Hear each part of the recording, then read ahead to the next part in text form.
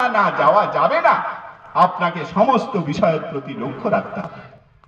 আমরা অনেকেই আছি, রমজান মাস যখন আসলো তখন আমরাই হয়তো লজ্জা পেয়ে যাচ্ছি যে আমি হয়তো নামাজে একটু অলসতা আছি, কিন্তু আমার আগে আগে আমাদের মতো যারা রেগুলার নামাজ পড়ি তাদের আগে আগে হাজার হাজার শত শত ছেলে পেলে নামাজে গিয়ে দাঁড়িয়ে যাচ্ছে।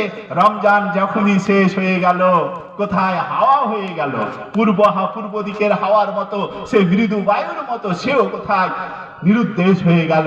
এই রকম করলে চলবে না। নবী সাল্লাল্লাহু আলাইহি সাল্লাম এক হাদিসের মধ্যে ঘোষণা করছেন, আউয়ালু মা ইউহাসিবু বিহি ইয়াউমাল কিয়ামাতি ওয়া হিয়াস সালাহ। নবী সাল্লাল্লাহু আলাইহি ওয়াসাল্লাম বলছেন, সর্বপ্রথম বান্দার যে হিসাব হবে সেটা হবে নামাজ সংক্রান্ত। ফাইদা সালাহাত সালাহা সাইরু আমালিহি, যদি তার নামাজের হিসাব যদি সঠিক হয়ে যায়, নামাজের হিসাব যদি সঠিক হয়ে যায়, তাহলে সমস্ত হিসাব সঠিক হয়ে যাবে। এটা কেমন মুসলমান?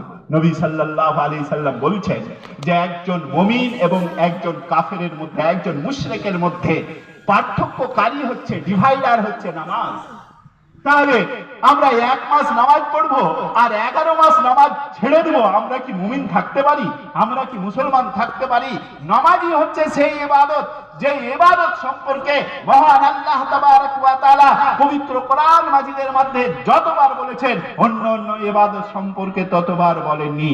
নামাজই হলো এমন একটা ইবাদত যে ইবাদতে নবী সাল্লাল্লাহু আলাইহি সাল্লাম 7 বছর বয়স থেকে তার ট্রেনিং দিতে বলেছেন। জীবনের একবারও নামাজ আপনার আমার জন্য মাফ করা যাবে না। তাহলে আমরা 1 মাস নামাজ পড়ে নিব, খুব একদম বড় মুসাল্লি হয়ে যাব, আর 11 মাস নিরুদ্দেশ হয়ে যাব। আমরা কেমন মুসলমান?